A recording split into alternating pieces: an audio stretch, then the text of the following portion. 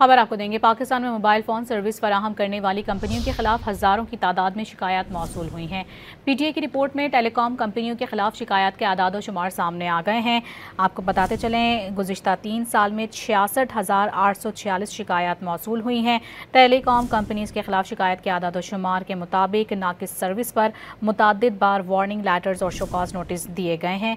आपको इन आदाद शुमार से मुतालिक आगाह कर रहे हैं। PTI की रिपोर्ट में टेलीकॉम कंपनियों के खिलाफ शिकायत के आदाद शुमार के मुताबिक गुज़िश्ता 3 सालों में टेलीकॉम कंपनियों के खिलाफ 65,846 शिकायत मौसूल हुई हैं। गुज़िश्ता 3 सालों में 438 क्वालिटी ऑफ सर्विस सर्वे मुकम्मल किए गए। दस्तावेज़ में ये कहा गया है। साथ ही अपने नाज़रीन को बताएं कि नाक़िस सर्विस पर टेलीकॉम कंपनियों को मुतअद्दिद बार वार्निंग लेटर्स और शोकॉज नोटिस जारी किए गए।